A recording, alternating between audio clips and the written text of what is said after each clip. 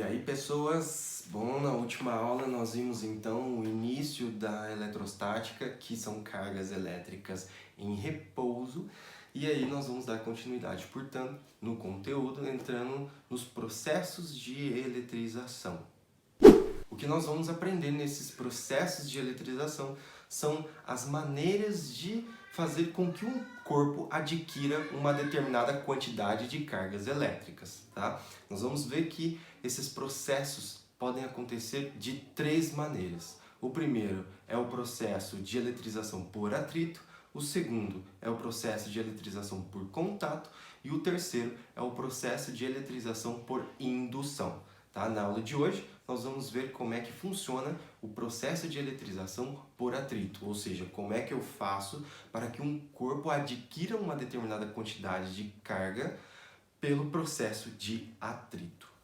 Se nós pegarmos a palavra atrito, significa o ato de esfregar uma coisa na outra. Eu preciso ter contato e eu preciso ter movimento de um em relação ao outro. Ou seja, nós vamos estar falando então de dois corpos ou mais, né? Um corpo sozinho não consegue se atritar. Ou seja, nós vamos estar falando então de pegarmos dois objetos e esfregar um objeto no outro. Esse ato de atritar um objeto no outro, se nós fôssemos olhar esse ato de atrito de um objeto no outro microscopicamente, nós iríamos ver que os átomos e moléculas que constituem esses dois corpos, eles vão começar a raspar um no outro. Esse ato de raspar um átomo no outro, um átomo de um corpo pode acabar arrancando elétrons do outro corpo, dos átomos que constituem o outro corpo.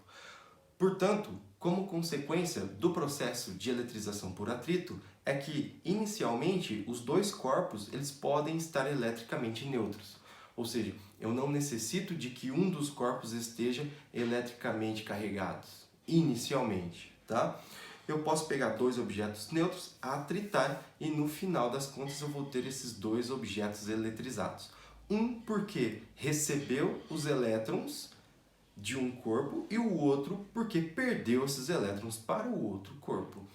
Ou seja, o que a gente pode anotar de importante do processo de eletrização por atrito. Primeiro de tudo, inicialmente não há necessidade de que um dos corpos esteja eletricamente carregado. Segundo ponto importante, se um ganha elétron e o outro perde elétrons, esse que ganhou fica carregado negativamente e esse que perdeu fica carregado positivamente. Portanto, no final do processo de eletrização por atrito, nós vamos ter dois corpos com cargas elétricas opostas, um positivo e o outro negativo. Terceiro ponto importante, a quantidade de carga é conservada do sistema.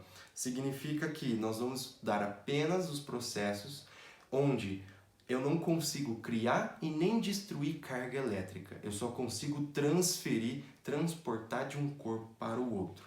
Ou seja, significa que se esse corpo que ganhou elétrons, por exemplo, ele recebeu 3 elétrons, vamos supor, 3 elétrons, esse cara aqui, ele perdeu 3 elétrons.